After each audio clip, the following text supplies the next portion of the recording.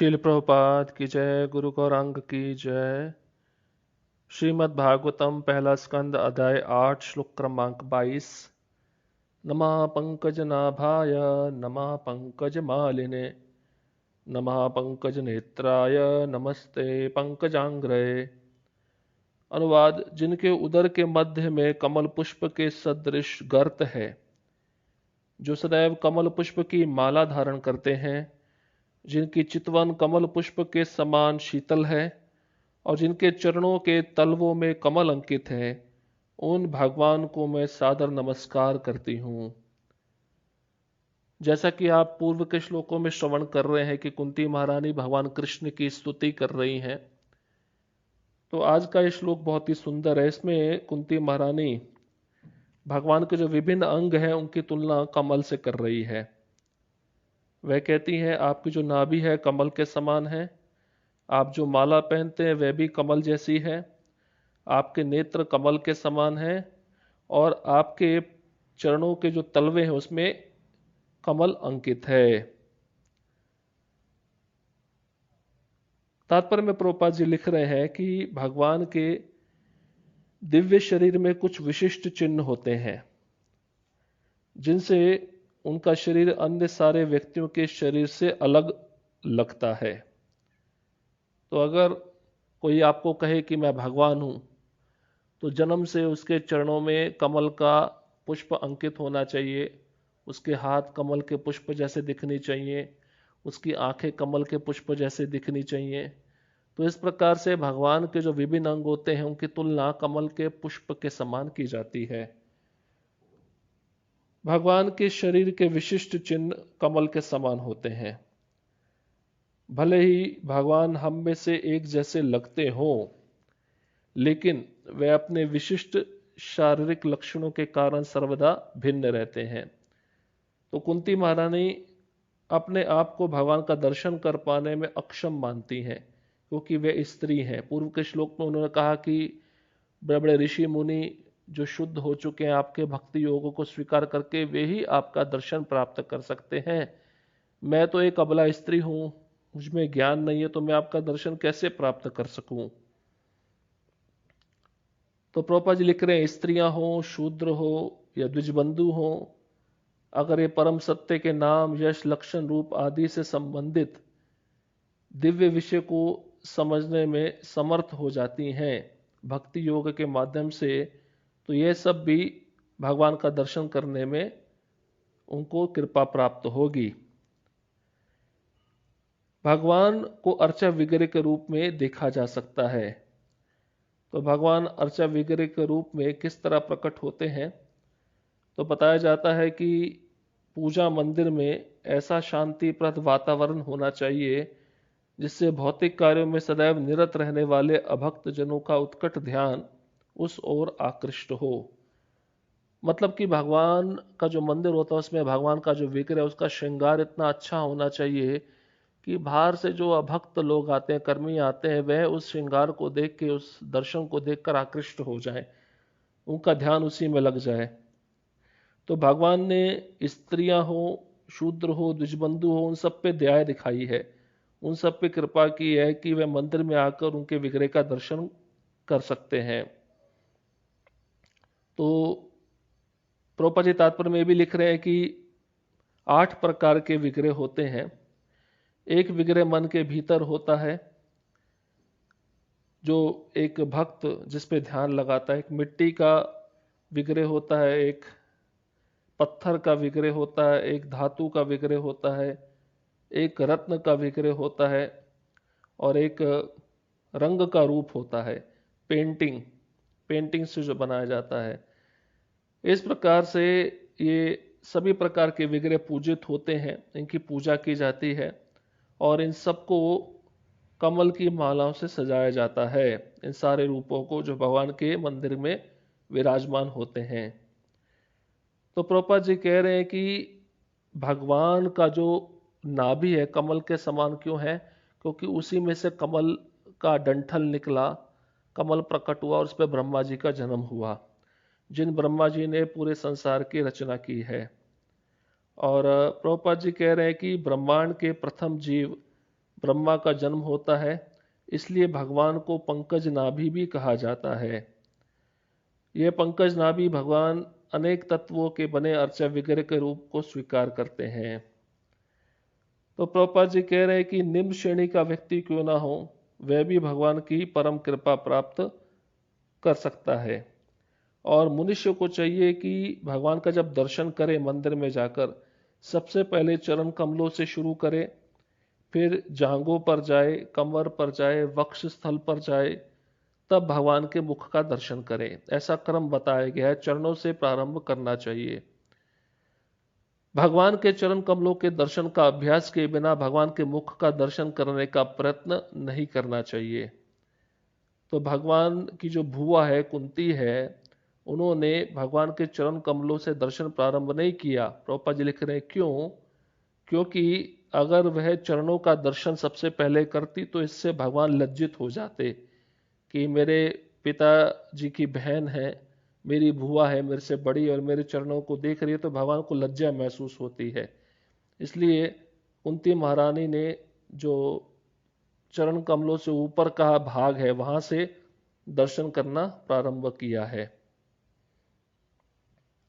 श्लोक क्रमांक 23। यथा ऋषिकेश खलेन देवकी कंसेन रुद्ध्वा रद्धाति चिरम शुचर्पिता विमोचिताहं च सहात्मजा विभो त्वयैव नाथेन मुहुर्विपद्गणात्।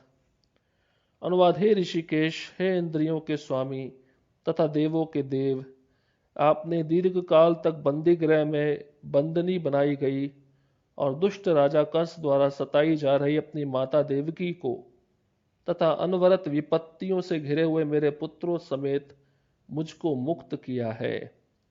तो यहाँ पर कुंती महारानी कहती है कि आपकी जो माँ है देवकी, काफी समय से बंदी गृह में बंदनी बनाई गई थी, उसको आपने रिहा किया दुष्ट राजा कंस का वध करके, और मेरे पुत्रों की हर विपत्तियों के द्वारा रक्षण किया। जो विपत्तियां अनवरत निरंतर मेरे पुत्रों पे आ रही थी, उन सभी विपत्तियों से आपने मेरे पुत्रों की रक्षा की है, उनको मुक्त किया है। मैं आपको प्रणाम करती हूं। तात्पर्य में प्रभुपाद जी लिख रहे हैं, कृष्ण की माता तथा कंस की बहन देवकी को उसके पति वसुदेव सहित बंदी गृह में रख दिया गया था, क्योंकि दुष्ट राजा कंस को भय था कि देवकी की जो 8वीं संतान है मेरा उससे वध हो जाएगा। उसने कृष्ण के पूर्व पैदा हुए देवकी के सारे बालकों का वध कर दिया, किंतु कृष्ण वध के संकट से बच निकले, क्योंकि भगवान कृष्ण के पालक पिता नंद महाराज के घर पहुंचा दिए गए थे। कुंती देवी भी अपने पुत्रों समेत अनेक कष्टों की श्रृंखला को याद कर रही है और यह भी स्मरण कर रही है कि किस प्रकार से उन कष्टों की श्रृंखला से मेरे पुत्रों की रक्षा हुई। जैसे उदाहरण के रूप में बचपन में ही दुर्योधन ने भीम को विष दिया, उससे रक्षा हुई। फिर लाक्षागृह हुआ तो उससे रक्षण हुआ, और वनवास में भी अनेक प्रकार के कष्ट है, उससे भी रक्षण हुआ। लेकिन कृष्ण ने कुंती देवी पर कुछ अधिक ही अनुग्रह किया था। क्यों किया था अनुग्रह? क्योंकि उन्होंने देवकी के अन्य पुत्रों की रक्षा नहीं की, जबकि कुंती के पुत्रों की रक्षा की। इसका कारण यह था कि देवकी के पति वसुदेव जीवित थे, लेकिन कुंती विधवा थी और कृष्ण के अतिरिक्त उनका अन्य कोई रक्षक ना था। तो निष्कर्ष यह है कि कृष्ण उस भक्त पर अधिक अनुग्रह करते हैं जो अधिक संकट में होता है। तो कभी कभी वह जानकर शुद्ध भक्तों को ऐसे संकटों में डालते हैं, क्योंकि ऐसी असहाय अवस्था में भक्त भगवान के प्रति अधिक आसक्त बनता है। भगवान के प्रति जितनी अधिक अनुरक्ति होगी, आसक्ति होगी, भक्त को उतनी ही अधिक सफलता प्राप्त होगी। श्लोक क्रमांक 24। विशान महाग्ने पुरुषाद दर्शना दसत्सभाया वनवास कृच्छता मृदे मृदे अनेक महारथास्त्रो द्रोण्यस्त्रश्चास्मा हर अभिरक्षिता। अनुवाद: हे कृष्ण, आपने हमें विषाक्त भोजन से, भीषण अग्निकांड से, मानव भक्षियों से, दुष्ट सभा से, वनवास काल के कष्टों से तथा महारथियों द्वारा लड़े गए युद्ध से बचाया है, और अब आपने हमें अश्वत्थामा के ब्रह्मास्त्र से बचा लिया है। तो कुंती महारानी श्लोक में स्मरण कर रही है कि कौन कौन सी विपदा हमारे जीवन में आई, जिससे कृष्ण ने उस विपदाओं को नष्ट करके हमें संसार के बहुबंधन से मुक्त किया। पहले कहते हैं विषात, मतलब विष से आपने हमारी रक्षा की। फिर कहती है महाअग्नि, प्रबल अग्निकांड से, जो लाक्षागृह हुआ था उससे आपने हमारी रक्षा की। फिर पुरुष अध, जो मनुष्य भक्षक होते हैं, मनुष्यों को खाने वाले होते हैं, राक्षस, वनवास के समय हमारी रक्षण किया। और दर्शनात्, मतलब मल्ल युद्ध में आपने हमारी रक्षा की। और असत सभाया, मतलब दुष्टों की सभा में जब द्रौपदी का चीर हरण हो रहा था, उस सभा में भी आपने हमारा रक्षण किया। और वनवासा, जंगल में जब हम रह रहे थे तो उस समय भी आपने हमें कष्टों से मुक्त किया। और फिर अंत में कहती है कुंती महारानी, अस्त्रतः द्रोणाचार्य के पुत्र अश्वत्थामा ने जो ब्रह्मास्त्र छोड़ा था, आपने उससे हमारी रक्षा की। तो यहां पर घातक संघर्षों की सूची दी गई है। देवकी को तो एक ही बार अपने दुष्ट भाई के कारण कष्ट मिला, अन्यथा वे कुशल पूर्वक रही, किंतु कुंती देवी तथा उनके पुत्रों को वर्षों तक लगातार एक के बाद एक कष्ट उठाने पड़े। तो प्रभुपाद जी अंतर लिख रहे हैं, देवकी को एक ही बार कष्ट मिला, खाली उनके पुत्रों का वध हुआ, देवकी उस कारागृह में रहती रही। परंतु जो कुंती है, उसके पुत्र है, पांडवगण है। एक तो कुंती विधवा हो गई थी, उसके जो पति थे पांडु महाराज, वह गोलोक को गमन कर चुके थे, और दूसरी तरफ उसको इतने कष्ट मिल रहे थे अपने परिवार वालों के द्वारा। तो एक के बाद एक उन कष्टों को देवकी, क्षमा करिए, कुंती महारानी सहन कर रही थी। उन्हें राज्य के लिए दुर्योधन तथा उसकी टोली के लोग मुसीबतों में डालते रहे, और हर बार कृष्ण ने कुंती के पुत्रों की रक्षा की। एक बार भीम को भोजन में विष खिला दिया गया, एक बार उन्हें लाक्षागृह में रखकर उसमें आग लगा दी गई, एक बार द्रौपदी का चीरहरण किया गया, दुष्ट कौरवों की सभा में उन्हें नग्न करने का प्रयास करके उसे अपमानित किया गया। भगवान ने द्रौपदी के लिए अपरिमित वस्त्रों की पूर्ति की, जिससे दुर्योधन का दल उसे नग्न होने ना देख सका। इसी प्रकार जब पांचों पांडव वनवास कर रहे थे तो भीम को मनुष्य भक्षक राक्षस हिडिंब से लड़ना पड़ा, किंतु तब भगवान ने भीम की रक्षा की। यह खेल यही नहीं समाप्त हुआ। इन सब कष्टों के बाद कुरुक्षेत्र का महान युद्ध हुआ, और अर्जुन को द्रोण, भीष्म तथा कर्ण जैसे महाबली सेना नायकों का सामना करना पड़ा। और जब यह युद्ध समाप्त हो गया तो द्रोणाचार्य के पुत्र अश्वत्थामा ने ब्रह्मास्त्र का अनुसंधान करके कुरुवंश के एकमात्र संभाव्य वंशज महाराज परीक्षित को मारने का प्रयास किया। तो भगवान ने उस ब्रह्मास्त्र के तेज को नष्ट करके महाराज परीक्षित की रक्षा की। श्लोक क्रमांक 25। विपदा संतुता शश्वत तत्र तत्र जगद्गुरु भवतो दर्शनम यस्याद पुनर्भव अदर्शनम। अनुवाद में चाहती हूं कि ये सारी विपत्तियां बारंबार आए, जिससे हम आपका दर्शन पुनः पुनः कर सकें, क्योंकि आपके दर्शन का अर्थ यह है कि हमें बारंबार होने वाले जन्म तथा मृत्यु को नहीं देखना पड़ेगा। तो यहां पर कुंती महारानी विपदा मतलब विपत्तियां मांग रही है बारंबार। तो कोई ऐसा भक्त नहीं है भगवान का जो अपने जीवन में विपत्ति को मांगे। पर कुंती महारानी विपत्ति क्यों मांग रही है? जिससे उस विपत्ति के समय हमें बारंबार आपका स्मरण होगा, और बारंबार आपका स्मरण होने से हम जन्म मृत्यु के चक्र से मुक्त हो जाएंगे।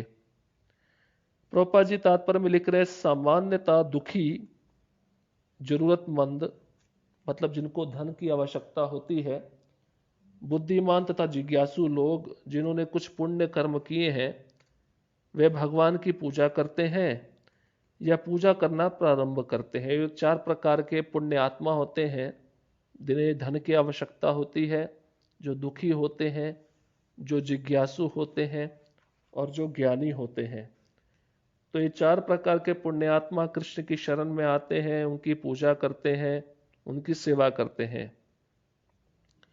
और अन्य लोग जो दुष्कर्म से ही फलते फूलते हैं, चाहे वह जिस स्तर के हो, माया द्वारा भ्रमित होने के कारण भगवान के पास नहीं पहुंच पाते।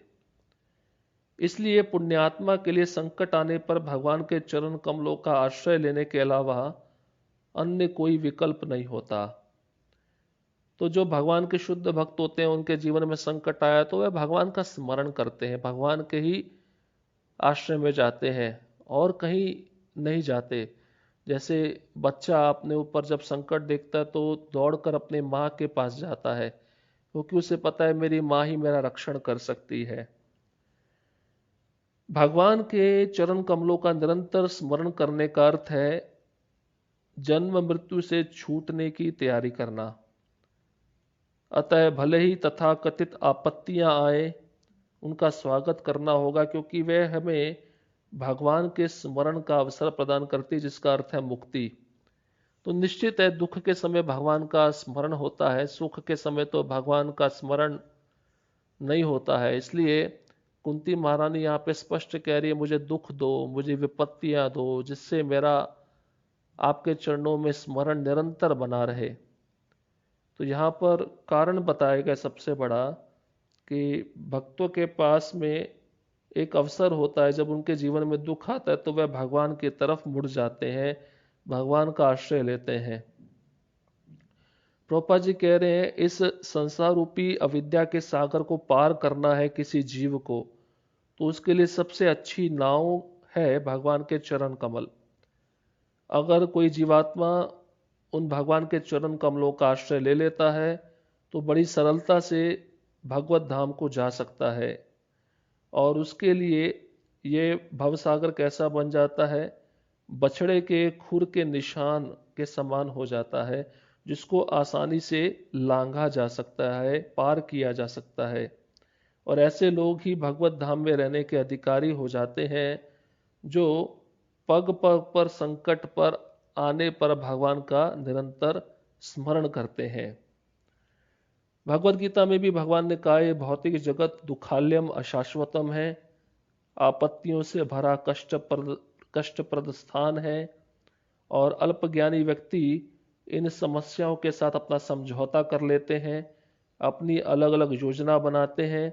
लेकिन ऐसे मूर्ख लोग नहीं जानते कि इस स्थान का प्रकार ही ऐसा है कि वह आपत्तियों से भरा हुआ है, कोई भी यहाँ पे सुख में अवस्था में नहीं रह सकता। और ऐसे अल्पज्ञानी लोगों को भगवान के धाम का बिल्कुल भी ज्ञान नहीं होता। ऐसा धाम जो आनंद से भरा हुआ है, जहाँ तनिक भी समस्या या आपत्ति या दुख नहीं है। इसलिए बुद्धिमान मनुष्य का यह कर्तव्य है कि भौतिक आपत्तियों से अविचलित रहे, क्योंकि आपत्तियां तो सभी परिस्थितियों में आती ही हैं। सभी प्रकार से आपत्तियां आने पर उनका सामना करे, उनको सहन करे। इससे मनुष्य को आत्म साक्षात्कार में आगे बढ़ने का मौका मिलेगा, क्योंकि मानव जीवन का यही उद्देश्य है। आत्मा समस्त भौतिक आपत्तियों से परे है। अतएव तथा कथित आपत्तियां मिथ्या बतलाई गई हैं, क्योंकि ये आपत्तियां आती हैं और जाती हैं, शाश्वत रूप से इस जगत में नहीं रहती।